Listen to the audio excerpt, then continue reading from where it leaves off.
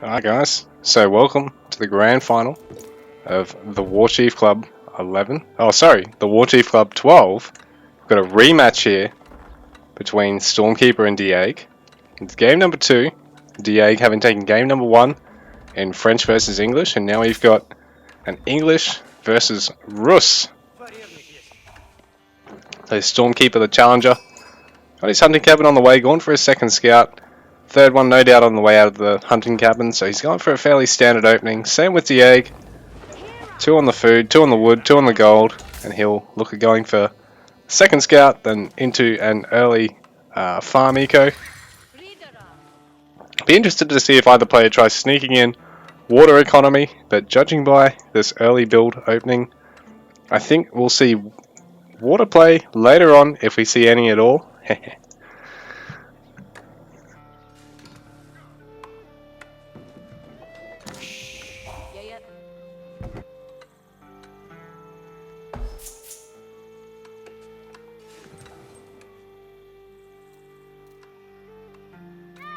So Stormkeeper gonna want to try and find and clear out all these hunts as soon as he can to get that gold bounty trickle, which he's been unsuccessful so far. He's actually got an idle scout here for some reason, which I don't think is the greatest of ideas. He probably wants this guy as mobile as possible early on, just to pinch all the sheep, because Mongolian Heights has a lot of sheep for not a particularly huge map.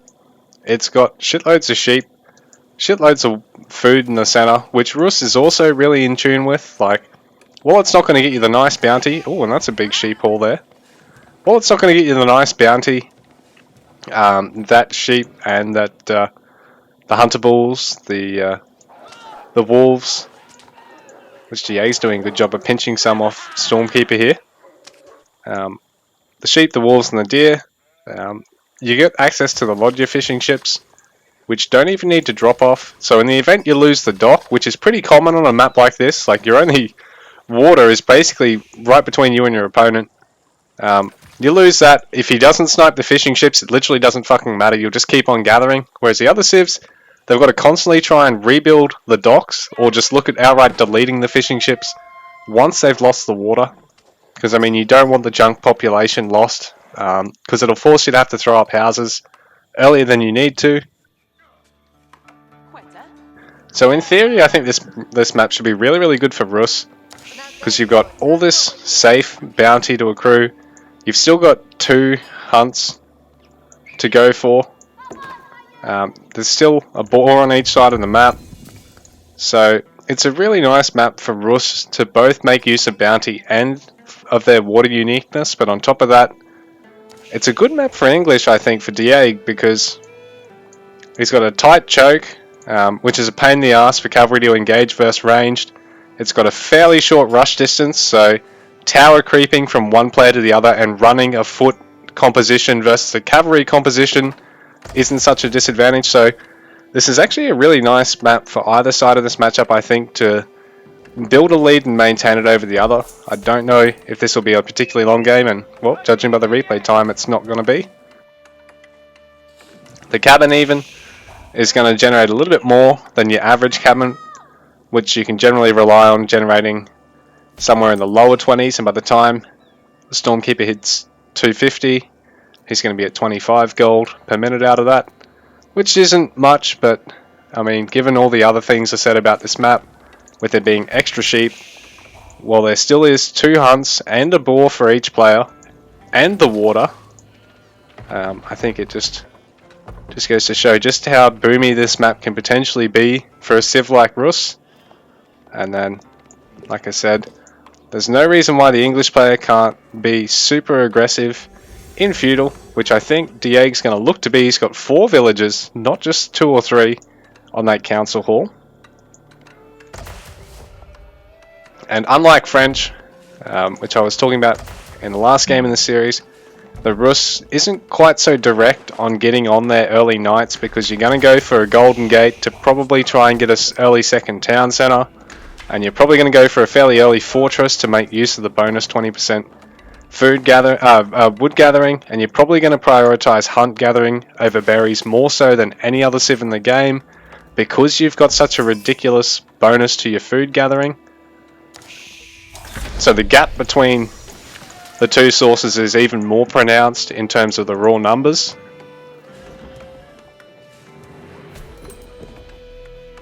So Stormkeeper, if he was on French, would be looking at barreling a knight towards his opponent by now.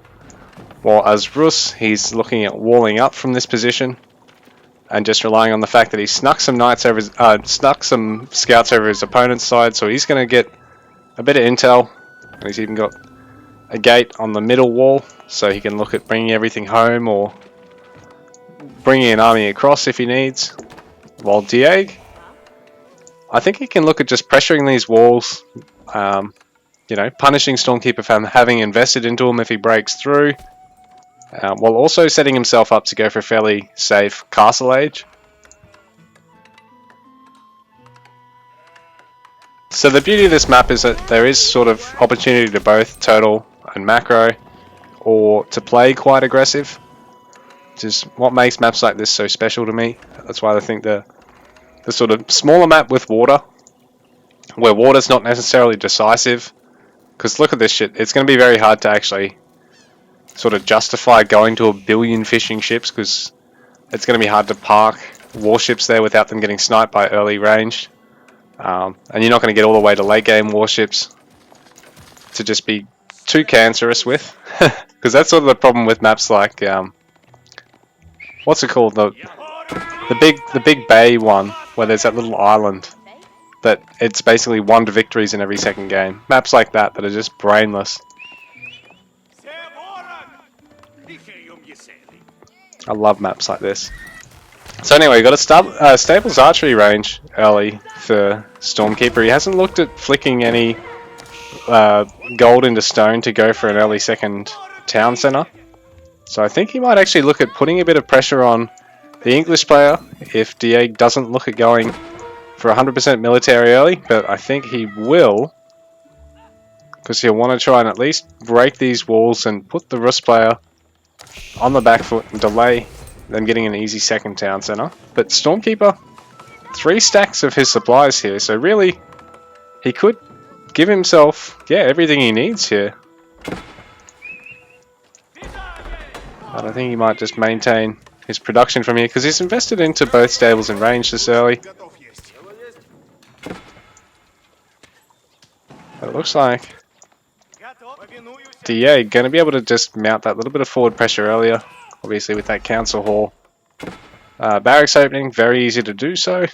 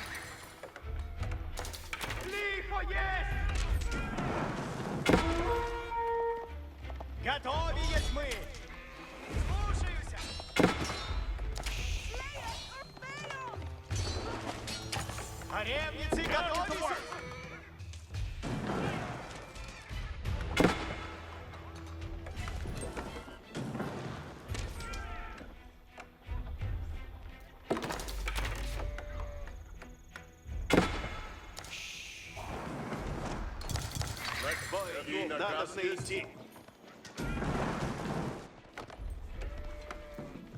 Задница готове суть. Стрела на тетиве есть. Готовись мы. Садик, наказывай.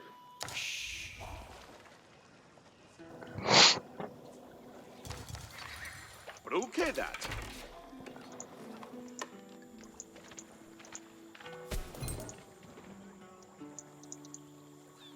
But fishing eco here for Diego, so this is really nice. He's going to actually be able to keep that food eco ramped without having to commit so heavily to the food, but I don't think he really needs to commit this heavily.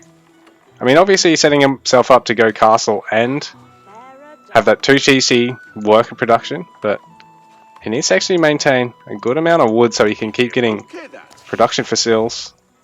Stick with this wood food eco a little bit longer. Keep towering and keep the fishing ships up. Наказывай. And Stormkeeper, in the meanwhile, he's just banking up these Golden Gate supplies. I don't think that's the best use of them. Like, he really needs to do some flicking around here and turn that gold into wood and stone. Get his second town center out now and look at mounting a push. He's got a great unit count at this point though. Like, he is actually a little bit ahead of Diego in terms of army. But Diego taking that age 3 transition already, so Stormkeeper, I think, actually probably should just look at mounting the push, taking out that outpost, and trying to snipe this dock, because it's giving Diego a bit of an eco ramp advantage over Stormkeeper at the moment.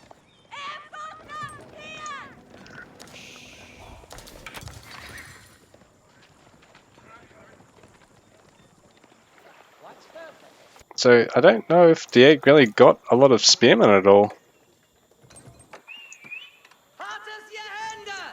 He's only really got the 2 spearmen, so I mean, if they get picked off, Stormkeeper can literally just overwhelm this.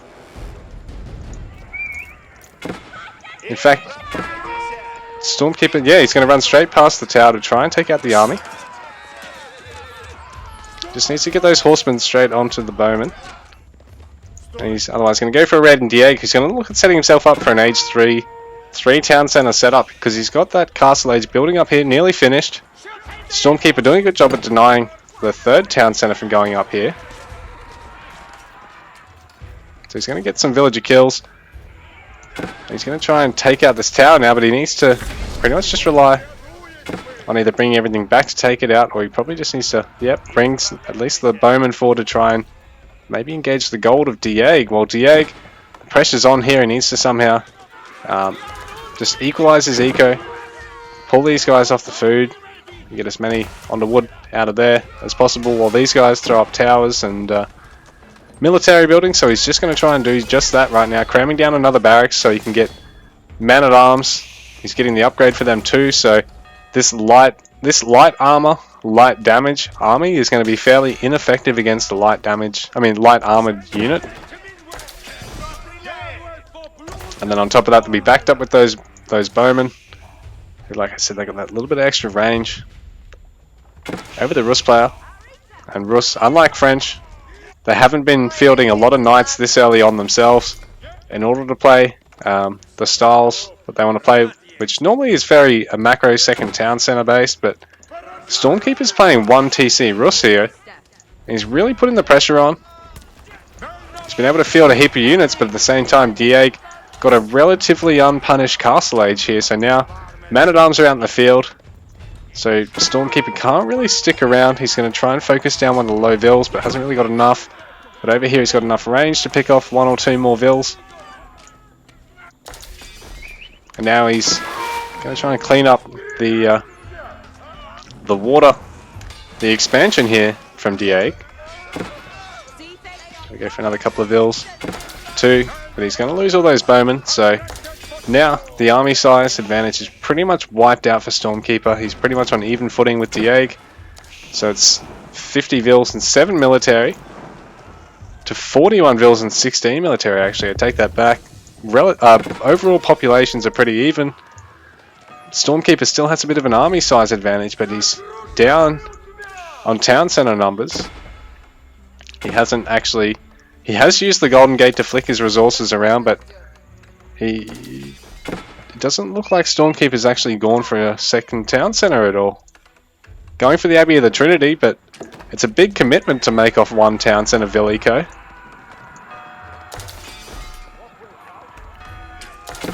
These Vills running for their lives. But Stormkeeper's going to have to retreat there because Diego, plenty of man-at-arms to try and fight against the horsemen.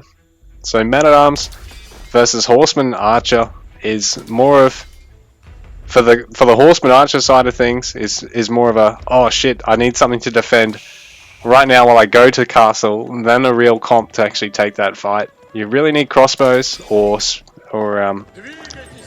knights in the mix to be able to actually take that fight. And then if you go knights, obviously the guy with man-at-arms can always just add some spearmen. So Diego didn't even need to wait to go to castle to field man-at-arms being English, but on top of that, getting castle means he can get the upgraded castle age version, and then even get this armor-clad tech, which makes the light armor units basically completely useless against the man-at-arms.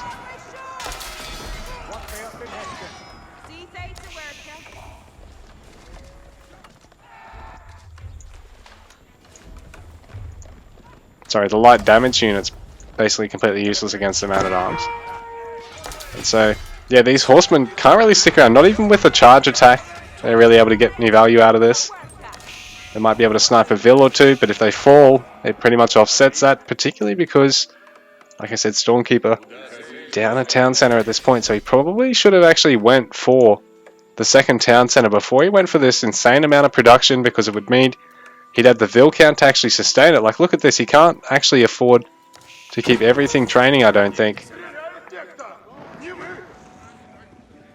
That's an insane amount of wood in the bank, but probably needs to look at getting a market, or look at getting his own water eco at this point, as well as maybe setting himself up with lots of forts rather than just adding more and more production, because he needs to actually get a lot of gold and a lot of food to be able to keep training at this point. But he's transitioned to the crossbow, so these guys will be able to make a real dent in these man-at-arms. And now Diego can't just push with a big ball of man-at-arms, now he needs to add some more bowmen himself, which he's going to do. He's going to get the veteran upgrade on those as well. So I think with Stormkeeper playing a little bit of an all-in build style, it's sort of cost him now, because he just doesn't actually have the vills to actually keep all this production making the units. And I mean, he's definitely going to be making the right units from here, but I don't know if he'll be able to make enough of them. The AoEIV, not a bad idea, because he can always get warrior monks and start sacred control, start relic control, but he needs to be able to actually squeeze it in.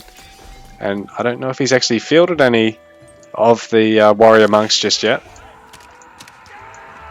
And on top of that, the warrior monks, when they get a charge off, if they don't immediately die, it'll buff all your nearby units.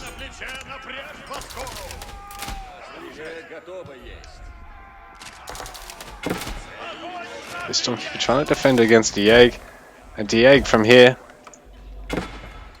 Ooh, he's got a few too many houses, I think, or is it just because he's lost units? Diego probably just really needs to make sure he's going to get the food and gold he needs to be able to take this fight, especially because Stormkeeper's going to look at fitting in some knights behind this now, so he'll have a heavy unit of his own. So the longbows won't be particularly useful. The man-at-arms are going to be running into a heavy unit instead of a light cavalry, so they're not going to win that trade outright. So Diego's probably going to just have to add a little bit more in terms of the range himself. Make sure he's getting ranged armor upgrades, which he has actually added a range up here, so he's going to do just that, getting iron under mesh on the way. Already got his first range upgrade for damage as well, while Stormkeeper, don't know if he's got any armory at this. Oh, he does have an armory, but I don't know, he's only got iron under mesh, hasn't really gone for any other upgrades except for siege engineering, but he's got to find an opportunity to actually use it, because it's not free. Now he's going to bleed a couple of crossbowmen trying to bring everything over here and punish the dock for Diego. And now with only half the army fighting against most of the army of Diego, things are a little bit rough for Stormkeeper. He's going to try and split things up so he's actually harassing the fishing ships while he takes the fight, but now I think he's realizing he needs to commit everything to the fight. And those bowmen are in a great, the longbowmen are in a great spot to pick off all the crossbows. There's no cavalry and not a lot of no cavalry focusing him, and not a lot of archers actually doing the job either. So Diego with a really nice fight there against Stormkeeper. Stormkeeper gonna have to go back to the drawing board and try and mass up enough of a force. Has he managed to get a he has managed to get a warrior monk. He just needs to get that little fella moving so he can get the gold eco to sustain this, because now Diego gonna be spending a little bit to commit to Outpost and Siege Workshop and get some trebs. But I suppose this means this Abbey of the Trinity is going to be under a bit of threat, and Stormkeeper might even want to look at throwing down a monastery at the back of his base. And he does have the opportunity, I think, to maybe get a raid off here. He's got a good number of knights, so perhaps if he hits this gold mine at Diego, he can force Diego to have to rethink his situation. Diego not having crept a lumber camp up there. He probably needs to do a readjustment down to here for most of these guys. They are taking a bit of a trip, but at the same time, he is in a nice spot at the moment. Does have that water re-established and has plenty of fishing ships as well. Having that second town center early as well over his opponent, definitely helpful. The Stormkeeper, 55 vils and 23 military to 83 vils and 59 military. So from here, I think Wally can put up a reasonable fight, or take some raids and get himself back into the game. In a straight up fight, I think Diego is going to be able to just absolutely smash what he's got on the field. Ooh, and now this lumber camp's going to be outside that fortress, so Stormkeeper either going to have to suffer on the gathering drop off there, or go for another fortress. So it's not great for him.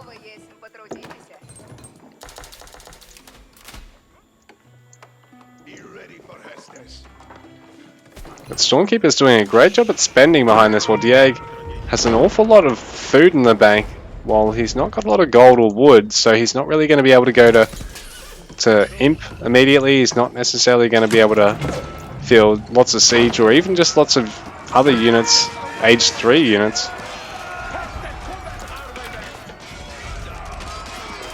And this time Stormkeeper actually going to focus down the back line with the knights, so I think this might go a little bit better for him, but now Diego's melee have all wrapped around, and the longbowmen have crept forward to focus down the crossbowmen, and I don't think Stormkeeper's got enough in the bank. And GG, Diego is our champion, and Stormkeeper's our runner-up for second week in a row, guys. Well played to our players.